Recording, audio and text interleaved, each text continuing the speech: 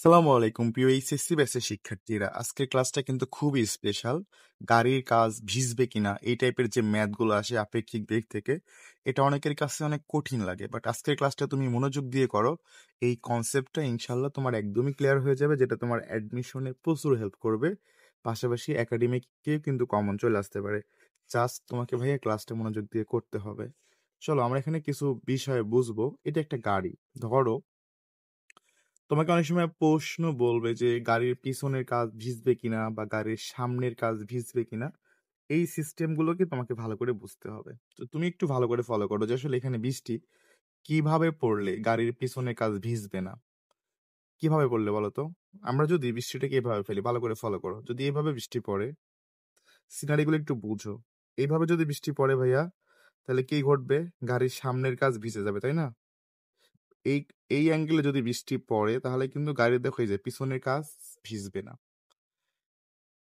তার মানে এই অ্যাঙ্গেলে যদি বৃষ্টি পড়ে, তাহলে কি হবে? গাড়ির সামনের কাজ ভিজবে, বাট পিছনের কাজ ভিজবে না। এখন অনেক সময় কোশ্চেন চলে আসবে যে শুধুমাত্র গাড়ির পিছনের কাজ ভিজবে কিনা অথবা সামনের কাজ ভিজবে কিনা। তখন তোমাকে আসলে বুঝতে হবে যে আসলে বৃষ্টিটাকে কোন অ্যাঙ্গেলে ফেলতে হবে, কোন অ্যাঙ্গেলে ফেললে বৃষ্টির পিছনে কাজ ভিজবে না। সিনারি নাম্বার 1 আশা করি বুঝছো।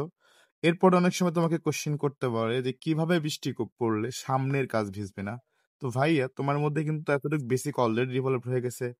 বৃষ্টি যদি এইভাবে এই অ্যাঙ্গেলে পড়ে, তাই না? দেখো তো এই অ্যাঙ্গেলে পড়লে কি হবে। তুমি দেখতে পাচ্ছ গাড়ির পিছনে কাজ কিন্তু ভিজে যাবে, বাট এই অ্যাঙ্গেলে পড়লে কি হবে দেখো তো। এই যে সামনের কাজ কিন্তু, এই যে দেখো এখানে কিন্তু বৃষ্টি পড়বে না, মানে সামনের কাজটা ভিজবে না। এই দুইটা কনসেপ্ট তুমি বুঝতে পারছো? তোমাকে বুঝতে হবে যে বৃষ্টি এভাবে পড়লে তোমার হচ্ছে গাড়ির পিছনের কাজ ভিজবে না, সামনের কাজ ভিজে যাবে। আরেকটা বিষয় তোমাকে বুঝতে হবে, যদি আমরা বৃষ্টিটা এভাবে ফেলি, তাহলে গাড়ির সামনের কাজ ভিজবে না। এখন তোমাকে যদি কোশ্চেন বলে যে কিভাবে বৃষ্টি পড়লে সামনের কাজ ভিজবে না, তুমি আশা করি বুঝে গেছো যে কোন দিক থেকে বৃষ্টিটা ফেলতে হবে। আবার যদি তোমাকে কোশ্চেন করে যে কিভাবে বৃষ্টি পড়লে পিছনের কাজ ভিজবে না, তুমি এটাও আশা করি বুঝে গেছো। ওকে, এরপরে তোমাকে বলতে পারে যে কিভাবে বৃষ্টি পড়লে উভয় কাজ ভিজবে, মানে দুইটা কাজই ভিজে যাবে। তো এইটার জন্য তুমি যেটা করবে, এটা একটা গাড়ি, তো বৃষ্টিটা যদি এইভাবে পড়ে ভাইয়া, সোজা বরাবর পড়ে, বৃষ্টি যদি তোমার সোজা বরাবর পড়ে, তখন কি হবে? গাড়ির কিন্তু পুরাটাই মানে সম্পূর্ণ গাড়ি ভিজবে, তাই না? তো এই তিনটা বেসিক কনসেপ্ট তোমার মাথার মধ্যে রাখতে হবে যে কিভাবে বৃষ্টি পড়লে কোন দিকে কাজ ভিজবে, কোন দিকে ভিজবে না। এটা যদি তোমার মাথার মধ্যে থাকে, তবে তুমি অ্যাডমিশনে আসা এই প্রশ্নগুলোর অ্যান্সার করতে পারবে, কারণ এগুলো কিন্তু অ্যাডমিশন পরীক্ষায় চলে আসতে পারে এবং এগুলা কিন্তু বোর্ড পরীক্ষাতে আসছে এবং যে কোনো মুহূর্তে দিতে পারে, যে এই টপিকগুলো অনেকেই হয়তো ঠিকঠাক পড়ে না। চলো একটা ম্যাথ আমরা সলভ করি, তাহলে বিষয়টা আরো বেশি ক্লিয়ার হয়ে যাবে। বেসিকটা বুঝছি, ম্যাথ করব। তো ভাইয়া এখানে কি বলছো দেখো তো, একটু ভালো করে বুঝো। এখানে তোমার বলে দিছে যে হচ্ছে যে 70 কিলোমিটার বেগে পূর্ব দিক থেকে পশ্চিম দিকে বাতাস বইতেছে। তো তুমি নর্মাল ভাবে ভাবো যে ভাই কি করতেছে। এই যে পূর্ব দিক থেকে পশ্চিম দিকে বাতাস, আমরা ধরলাম বাতাসটা এইদিকে যাচ্ছে, মানে ধরে নিছি, ধরো আমি এইদিকেই ধরলাম, ধরলাম এটা পূর্ব দিকে, এদিক থেকে পশ্চিম দিকে বাতাস যাচ্ছে। সেটা বাতাসের বেগ, সেটা হচ্ছে ভি এ, সেটা কত বলতো? 70 কিলোমিটার পার আওয়ার। বুঝতে পারছো? 70 কিলোমিটার পার আওয়ার বেগে বাতাস বইতেছে, পূর্ব থেকে পশ্চিম দিকে পড়ছে। এর আগে বৃষ্টি লম্বালম্বি ভাবে 15 কিলোমিটার বেগে পড়তেছিল। তাহলে এখানে বৃষ্টির বেগ দেয়া আছে, বৃষ্টি লম্বালম্বি ভাবে মানে কি এই বরাবর পড়তেছে, মানে উলম্ব বরাবর, মানে এই যে নিচের দিকে এইভাবে পড়তেছে লম্ব ভাবে, যেটা বলা হয়েছে। এই সিনারিটা বুঝতে পারছো যে বৃষ্টি দেখো নর্মাল ভাবে বুঝো, দুইটা কথা বলছে যে বাতাস তোমার এইদিকে যাচ্ছে, ওকে ভালো কথা। এবং দেখো বৃষ্টি তোমার নিচের দিকে পড়তেছে 15 কিলোমিটার পার বেগে পড়তেছিল। এবং দেখো আরেকটা কথা বলতেছিল যে পড়ছিল পূর্ব থেকে পশ্চিমমুখী একটি গাড়ি, পূর্ব থেকে পশ্চিমমুখী, ধরলাম গাড়িটা এদিকে যাচ্ছে, পূর্ব থেকে ধরলাম, এটা আমি ধরছি পূর্ব দিক, পূর্ব থেকে পশ্চিমমুখী একটি গাড়ি কত বেগে চললে শুধুমাত্র পিছনের কাজ ভিজবে। দেখছো এখানে কিন্তু বলছে। তো ভাইয়া শুধুমাত্র যদি তুমি পিছনের বেগ মানে কাজটা ভিজাইতে চাও, তাহলে বৃষ্টি আসলে কোন দিক বরাবর পড়তে হবে তুমি বলো তো? বৃষ্টিকে অবশ্যই কিন্তু এই দিক বরাবর পড়তে হবে। যদি সে এই যে দুইটা ভেক্টরের লব্ধি যদি এই বরাবর হয়, এই দুইটা ভেক্টরের লব্ধি যদি এই বরাবর হয়, তাহলে কি হবে? গাড়ির পিছনের কাজ ভিজবে।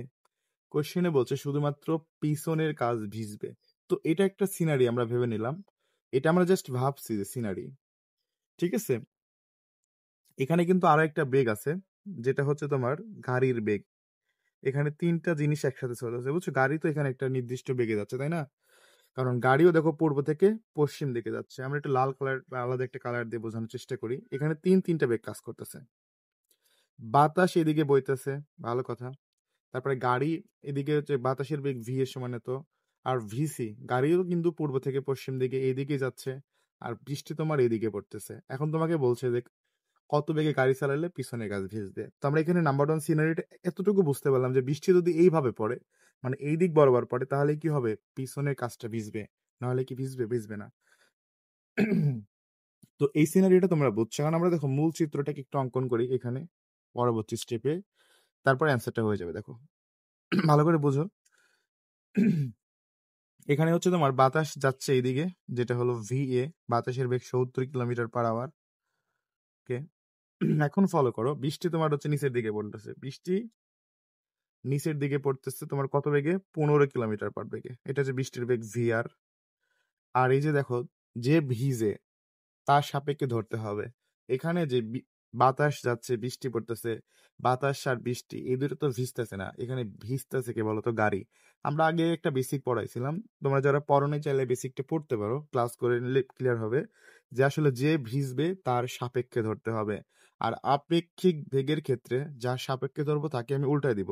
তাহলে এখানে বুঝো, গাড়ির বেগ এইদিকে ছিল তোমার ভিসি, যেহেতু গাড়িটাই ভিজে যাবে, তার মানে গাড়ির সাপেক্ষে ধরতে হবে। তো যার সাপেক্ষে তাকে উল্টাতে হবে। বিষয়টা কি বুঝছো? ভাইয়া সহজ কথা, যার সাপেক্ষে থাকবে, এখানে ভিসি ছিল মানে গাড়ির বেগ, যার সাপেক্ষে তাকে কি করতে হবে? উল্টায় দিতে হবে। তাহলে এখানে কি হবে? উল্টায় দিলে হচ্ছে মাইনাস ভিসি ভেক্টর হয়ে যাবে। সবসময় মনে রাখবা, যার সাপেক্ষে চলতেছে, এখানে যে ভিজবে তারই সাপেক্ষে ধরতে হবে। এখানে 3টা জিনিস আছে না? একটা হচ্ছে গাড়ির বেগ, বৃষ্টির বেগ, বাতাসের বেগ। এই 3টার মধ্যে কে ভিজবে বলো তো? এখানে অবশ্যই গাড়ি ভিজবে। ওকে, তাহলে যেহেতু গাড়ি ভিজবে, তাই আমাদের গাড়ির সাপেক্ষে ধরতে হবে, এবং গাড়ির সাপেক্ষে ধরলে তাকে উল্টাতে হবে। আমরা আপেক্ষিক বেগের বেসিক ক্লাসে পড়াইছিলাম, যার সাপেক্ষে তাকে উল্টিয়ে দিতে হবে। তার মানে এখানে ভিসি ছিল, ভিসি এর উল্টানো ভেক্টরটা কি হবে? মাইনাস ভিসি হবে। এখন তুমি অ্যান্সারটা করতে পারো। এখন বলো তো, এই যে দুইটা মানে ভিএ আর ভিসি, এই দুইটার ভিতরে কে উইন হইলে পারে বৃষ্টি এদিকে পড়বে? তুমি বলো। ভাইয়া এটা বেসিক কনসেপ্ট দ্বারা বোঝাচ্ছি। তুমি ভাবো, যদি কখনো এই যে ভিসি এর মান 70-এর চেয়ে বেশি হয়ে যায়, এখানে ভিসি এর মান যদি মনে করো 80 হয়ে যায়, ধরো তুমি 80 হয়, তাহলে কি বৃষ্টি এদিকে পড়বে না? কারণ ওর থেকে এর বেগ এতে এদিকে যাচ্ছে, উল্টা দিকে যাচ্ছে, গাড়ির এখন উল্টা দিকে চলে আসছে। তাহলে কি ঘটবে বলো তো? যদি এটা বড় হয় তাহলে বৃষ্টি কিন্তু এদিকে পড়বে। যদি বৃষ্টি এদিকে পড়ে ভাই, তাহলে কি পিছনের কাজ ভিজবে নাকি সামনের কাজ ভিজবে? এদিকে যদি বৃষ্টি পড়ে তাহলে তো সামনের কাজ ভিজবে, পিছনেরটা ভিজবে না। এই জন্য আমাকে যেটা করতে হবে, অ্যান্সারটা যেটা লিখতে হবে, যে ভিসি এর যে বেগটা হবে সেটা অবশ্যই 70-এর থেকে ছোট হতে হবে। যদি এই ভিসি এর বেগটা 70-এর থেকে ছোট হয়, মানে এটা যদি বড় হয়, এই এই দিকেটা যদি বড় হয়, তবে এই বৃষ্টি কিন্তু এদিকে পড়বে, আর এদিকে পড়লেই গাড়ির পিছনে গাছটা ভিজবে। তার মানে এখানে অ্যান্সার হবে যেটা, যে ভিসি এর বেগটা 70-এর থেকে কি হতে হবে? ছোট। মানে এদিকের যে বেগটা আছে সেটা হতে পারে তোমার ধরো 50, 60 অথবা 69 হতে পারে। যদি তার বেগ 69 হয়, তাহলে বৃষ্টি কিন্তু এদিকেই পড়বে। আর যখন বৃষ্টি এইদিকে পড়বে, তখনই গাড়ির পিছনের কাজ ভিজবে। বিষয়টা কি বুঝছি আমরা? আশা করি বুঝে গেছো তোমরা। এখন যদি তোমাকে বলা হয় যে শুধুমাত্র সামনের কাজ কখন ভিজবে, তুমি কি এটা বলতে পারবা? আই হ্যাভ, আচ্ছা এখানে আমি একটা ভুল লিখছি মনে হয়, তাই না? এখানে ভিসি রে বড় বলছি, 70-ই বড় হবে। Sorry sorry, mistake. যেখানে ভিএ বা 70-টাই বড় হতে হবে। সহজ কথা, ভিসি এর থেকে ভি এর বেগ যদি বড় হয়, মানে এদিকের বেগটা যদি বেশি হয়, তাহলে বৃষ্টি এদিকে পড়বে। আর এদিকে পড়লেই তোমার কি হবে? গাড়ির মানে পিছনে কাজ ভিজে যাবে। আশা করি ক্লিয়ার। সমস্যা থাকলে তুমি আমাকে কোশ্চেন করবা ঠিক আছে, হোয়াটসঅ্যাপে কোশ্চেন করতে পারবা, সমস্যা নেই। এর পরের যে প্রশ্নটা, এবার তোমাকে বলে দিছে শুধুমাত্র সামনের কাজ ভিজবে কত বেগে চালাইলে, কিভাবে চালাইলে। এবার তুমি নর্মাল ভাবে বুঝো ভাইয়া, যে শুধুমাত্র সামনের কাজ ভিজাইতে হলে বৃষ্টিকে কোন দিকে ফেলতে হবে? এই দিকে ফেলতে হবে। এই দিকে ফেলতে হলে মানে বলো, ভিএ বড় হবে নাকি ভিসি বড় হবে? এবার অবশ্যই ভিসি কে বড় হতে হবে। তো 2 নাম্বার কোশ্চেন যেটা হবে, ভিসি এর মান অবশ্যই কি হতে হবে? ভি এর থেকে বড় হতে হবে, মানে ৭০ এর থেকে বড় হতে হবে। যদি সে ৭১ ও হয়, তাহলে বৃষ্টিটা এইদিকে পড়বে। আর বৃষ্টি যদি এইদিকে পড়ে, তখন কি হবে বলো তো? সামনের কাজ ভিজবে। কথা কি বুঝছো ক্লিয়ার ভাবে? ওকে, পরবর্তী প্রশ্নের অ্যান্সার তো হয়ে গেল। এবার যেটা তোমার ৩ নাম্বার প্রশ্ন বলছে আরকি, উভয় কাজ ভিজবে কখন? তো উভয় কাজ ভাইয়া তখনই ভিজবে যখন তোমার ভিএ আর হচ্ছে ভিসি সমান হবে। মানে এই ২ জনের বেগ যখন সমান হবে, মানে এর বেগ ২ জনের যে বেগ, ২ জনের বেগ কি হবে? কাটাকাটি হয়ে যাবে। তখন বৃষ্টি আরামসে এই নিচ বরাবর পড়বে। আর যখন বৃষ্টি এভাবে নিচ বরাবর পড়বে, তখনই তোমার কি হবে বলো তো? উভয় মিরর ভিজবে বা উভয় কাজ ভিজবে। বুঝতে পারছো ব্যাপারটা? এখান থেকে আমরা ৩ টা জিনিস বোঝাইলাম। একদম আশা করি ক্লিয়ার হয়ে গেছে। যখন তোমার বৃষ্টিটা সোজা নিচের দিকে পড়বে, সোজা নিচের দিকে পড়বে। তো এখানে বাতাসের বেগও কাজ করতে পারবে না, গাড়ির বেগও কাজ করতে পারবে না। ২ জনের বেগ যখন সমান হবে, ভিসি এবং ভিএ সমান হবে, তাহলে তাদের ২ জনের বেগ কি হবে? কাটাকাটি হয়ে যাবে। তখন বৃষ্টি কিন্তু আরামসে নিচের দিকে পড়বে। আর যখন বৃষ্টি নিচের দিকে পড়বে, তখন গাড়ির উভয় কাজ ভিজে যাবে। আশা করি একদম কনসেপ্টগুলো তোমাদের ক্লিয়ার হয়ে গেছে। অ্যাডমিশনে আসলেও তোমরা পারবা, পরীক্ষাতে আসলেও তোমরা পারবা। এই ম্যাথগুলো এভাবে কিন্তু চলে আসতে পারে। জাস্ট শর্টকাট ভাবে তোমাকে সিস্টেমটা বুঝতে হবে। আশা করি ক্লিয়ার হয়ে গেছে।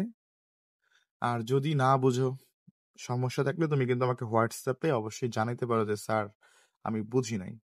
তো আমার নাম্বারটা এখানে দিয়ে দিচ্ছি, অবশ্যই তোমরা নক দিও যারা ফিজিক্সটাকে একদমই ভালো করে শিখতে চাও তারা। সবাইকে ধন্যবাদ, আল্লাহ হাফেজ। ক্লাসটি ভালো লাগলে লাইক কমেন্ট শেয়ার করে দিতে ভুলো না।